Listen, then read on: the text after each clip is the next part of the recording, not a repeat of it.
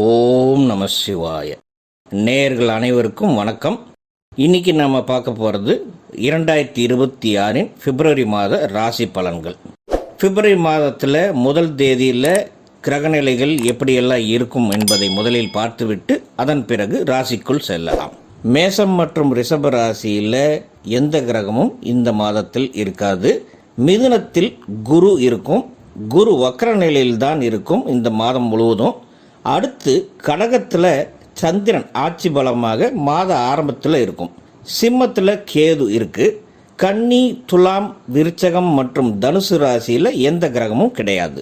மகர ராசியில் ஜனவரி மாதம் பெயர்ச்சியான 4 கிரகங்களான சூரியன், செவ்வாய், புதன் மற்றும் சுக்கிரன் இந்த மாத ஆரம்பத்திலும் அதே இடத்துல தான் இருக்குது. இதில் செவ்வாய் கிரகம் உச்சகதியில் இருக்குது. தன்னுடைய பார்வையால் கேதுவை அஷ்டமாக பார்க்கிறது. சூரியன் மகரத்தில் பகையாக இருக்கு. புதன் மற்றும் சுக்கிரன் சமநிலையில் நட்பாக இருக்கு. கும்பத்தில் ராகு கிரகம் உள்ளது. அதுவும் தன் சொந்த நட்சத்திரமான சதய நட்சத்திரத்தில் இருக்கு. அடுத்து மீனத்தில் சனி கிரகம் வக்ர நிலையெல்லாம் முடிந்து தன்னுடைய உத்திரட்டாதி நட்சத்திரத்திற்கு நகர்ந்துள்ளது.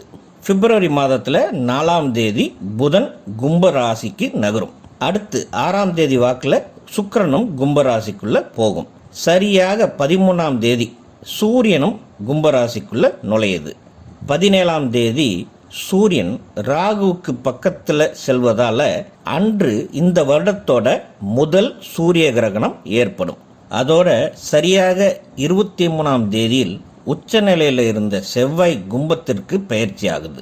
இதே மாதத்தில் 26ஆம் தேதி மதியம் புதன் வக்ர நிலைக்கு மாறும்.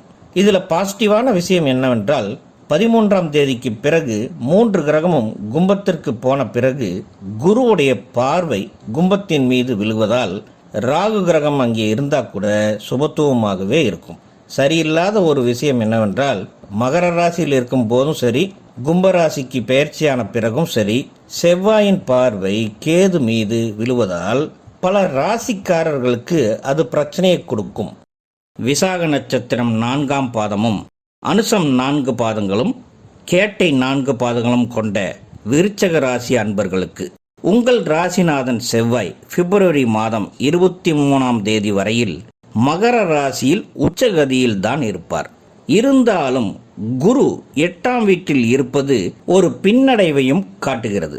மனதில் ஒரு புறம் சந்தோஷம் இருந்தாலும் மற்றொரு புறம் வெறுமையை உணர்வீர்கள். ஆன்மீக சிந்தனை அதிகரிக்கும். மனதில் இருந்த தேவையற்ற பயமும் விலகும்.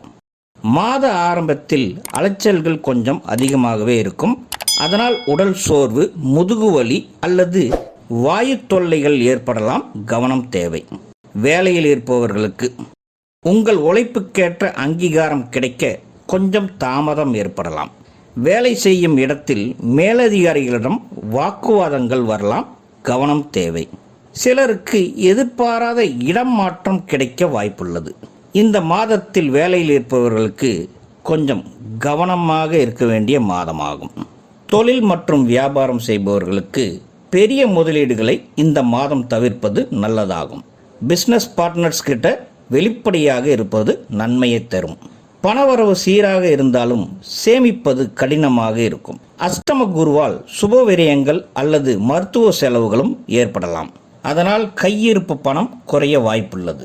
இந்த மாதத்தில் யாருக்கும் ஜாமீன் கையெழுத்து போட்டுவிட வேண்டாம். விருச்சக ராசியில் பிறந்த குடும்பஸ்தர்களுக்கு குடும்ப உறவுகளில் சீரான அமைப்பு இருக்கும். தாய் ஸ்தானம் பாதிப்பதால் தாயின் உடல்நிலையில் கவனம் தேவை. வீட்டு செலவுகளோ அல்லது வண்டி வாகனத்திற்கோ பழுது பார்க்கும் செலவுகள் வரலாம். அண்டை அயலார் மற்றும் சொந்த பந்தங்களுடன் பேசும்போது வார்த்தைகளிலும் கவனம் தேவைப்படும். திருமணமான தம்பதிகளுக்கிடையே மனக்கசப்புகள் வர வாய்ப்புள்ளது. அதுவே நீங்கள் காதலிப்பவர்களாக இருந்தால் ஈகோ பிரச்சனையில் பெரிய அளவில் சண்டைகள் வரலாம். மிகுந்த கவனம் தேவை. நீங்கள் எடுக்கும் திருமண முயற்சிகளிலும் தடைகள் வந்து விலகும். அதே விருச்சக ராசி மாணவர்களுக்கு இந்த மாதம் சற்று மந்தமாகவே இருக்கும். கவனச்சிதறல்கள் ஏற்படலாம். விடாமுயற்சி இருந்தால் மட்டுமே இந்த மாதத்தில் வரும் தேர்வில் நல்ல மார்க் ஸ்கோர் பண்ண முடியும். சீனியர் சிட்டிசன்ஸ் எந்த ஒரு புதிய முயற்சிகளிலும் ஈடுபடாமல் இருப்பது உங்களுக்கு நல்லதாகும். உணவு விஷயங்களிலும் ரொம்ப கவனமாக இருக்கணும். உங்களுக்கு கொஞ்சம் தூர பயணம் உண்டாகலாம். தனிப்பட்ட முறையில் செல்லாமல் துணையுடன் செல்வது நல்லதாகும். ஆரம்பத்திலேயே ஆரோக்கியம் பற்றி சொல்லியிருந்தேன், இருந்தாலும் மீண்டும் சொல்கிறேன். உடல் வலிகள், சோர்வுகள் வர வாய்ப்புள்ளது. சிலருக்கு வாயு தொல்லைகள் ஏற்படலாம், அஜீரண கோளாறுகள் ஏற்படலாம். கவனமாக இருங்க. இந்த மாதத்தில் பெருசாக உங்களுக்கு பாசிட்டிவாக சொல்கிற அளவுக்கு கிரகநிலைகளுடைய அமைப்பு இல்லை என்றே சொல்லலாம். அதனால் கொஞ்சம் கவனமாக இருங்க. அடுத்து வரக்கூடிய மாதம் உங்களுக்கு சிறப்பாக அமையும். அன்பர்களே, இதுவரை நான் உங்களுக்கு சொன்னது கோச்சாரம் ரீதியாக கிரகங்களோட மூமெண்ட்ஸ் வைத்து கணிக்கப்பட்ட ராசி பலனாகும்.